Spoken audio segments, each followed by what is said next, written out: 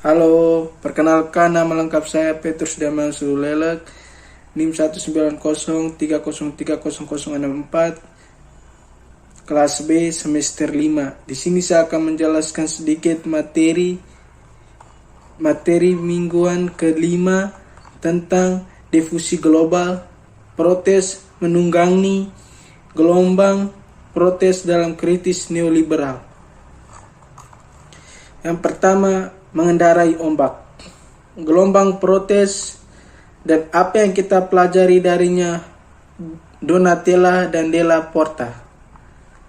Gerakan sosial dalam neoliberalisme akhir.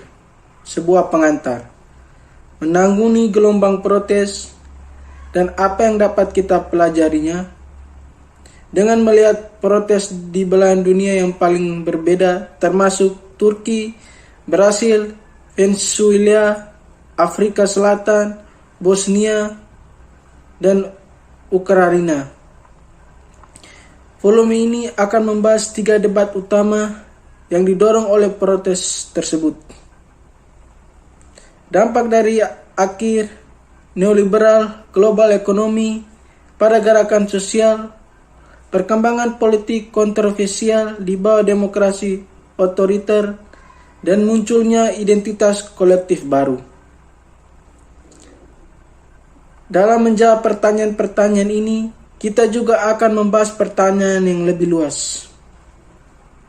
Apa yang terjadi ketika gelombang protes yang dimulai di wilayah yang homogen mempengaruhi negara-negara lain dalam masa surut yang panjang, atau setidaknya ketika dilihat sebagai semacam kelanjutan dari pertikaian awal itu,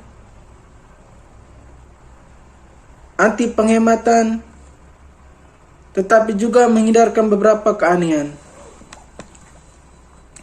Para peserta gerakan baru seringkali mengakui protes belajar dari gerakan-gerakan di negara lain. Jadi, seorang aktivis Turki menyatakan, "Saya yakin mereka tidak akan pernah lepas landas jika bukan karena berbagai presiden global seperti gerakan Koncupi.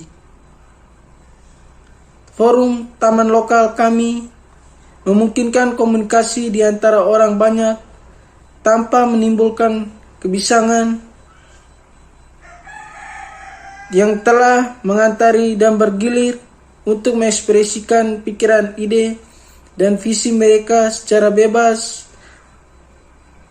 dalam elemen lain dari repertoire gerakan ini yang semakin umum." Keterkaitan antara protes pada tahun 2011 dan pada tahun 2013 sebenarnya telah secara eksplisit ditangani oleh para sarjana juga. Seperti yang dicatat Goran Terborn pada tahun 2014, secara paradoks tidak begitu banyak yang terjadi di jantung utara yang dilanda resensi, tetapi di dunia kedua non-kapitalis yang seharusnya booming dan ekonomi berkembang, kemarahan rakyat yang telah membuat dirinya dirasakan. Yang paling menderita akibat krisis keuangan dan dalam lingkungan yang sangat kontroversial. Sebaliknya, beberapa protes 2013 berkembang di negara-negara yang dianggap sebagai pemenang dalam hal ekonomi, seperti Brasil, Turki, Afrika Selatan, dan yang sangat jinak dalam hal politik kontroversial seperti Bosnia, Bulgaria, atau Ukraina.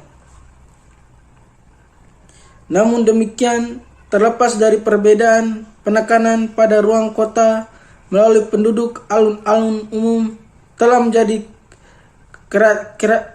karakteristik umum dari semua protes ini.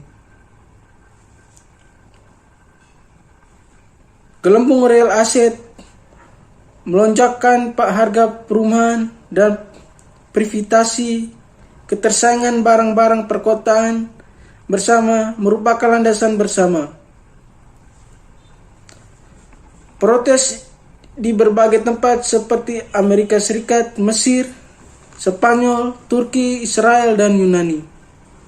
Dalam menganalisis protes ini, buku ini memiliki dua tujuan, satu teoritis dan satu empiris. Pada tingkat teoritis, pengantar volume serta bab-bab individual akan membahas 3 perdebatan yang disebutkan.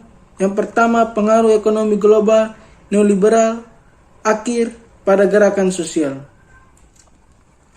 Perkembangan politik kontroversial di bawah demokrasi otoriter dan munculnya identitas kolektif baru. Debat pertama adalah tentang basis sosial protes. Sementara gerakan tahun 2011 dari Arab Spring ke Indigandos dan Occupy telah didefinisikan sebagai gerakan melawan penghematan oleh para korban krisis keuangan. Gerakan tahun 2013 sering disebut sebagai gerakan kelas menengah. Berkat dari pengamatan terhadap partisipasi massa besar pemuda terdidik serta anggota profesi bebas dan pekerja kerap putih, bagaimanapun perdebatan melihat perpecahan antara mereka yang berbicara tentang ekspansi positif yang cenderung demokratis tengah. Kelas di selatan global dan mereka menunjukkan pada frustasi kelas menengah dalam status dan penurunan ekonomi. Dalam membahas komposisi sosial dari protes, volume membahas masalah efek ekonomi neoliberal di luar negara-negara, inti demokrasi serta berbagai konfigurasi kelas protes sebagai gelombang protes meluas di luar negara-negara pendatang pertama. Debat kedua membahas kondisi politik untuk perkembangan protes. Menentang harapan bahwa gerakan akan berkembang ketika peluang demokrasi terbuka, volume ini menganalisis politik yang kontroversial dalam apa yang telah didefinisikan sebagai demokrasi otoriter atau setidaknya non-liberal.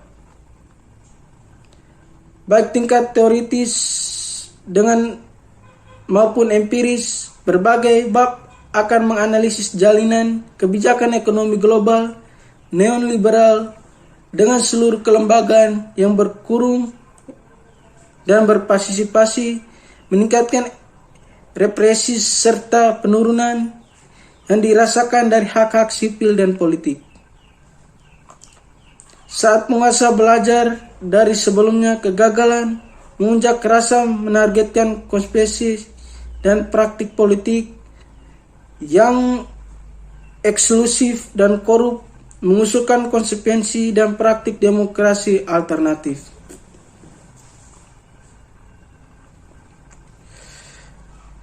Debat ketiga yang akan membahas baik secara teoritis maupun empiris mengacu pada munculnya identitas kolektif baru. Dalam berbagai hal, para pengunjuk rasa tahun 2013 perlu menyusun kembali subjektivitas politik.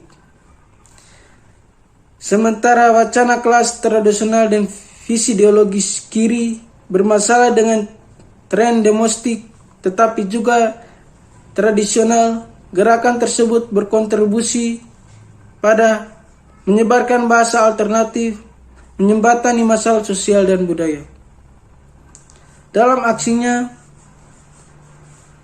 selama kampanye, protes, semangat baru muncul menimbulkan rasa pemberdayaan yang sering berlangsung di luar kampanye.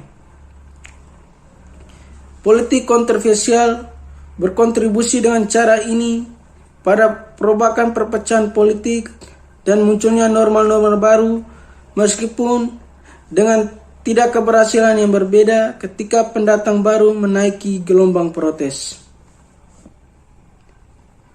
Dari sudut pandang empiris, volume ini menganalisis protes di wilayah dunia jarang ditangani oleh studi gerakan sosial arus utama.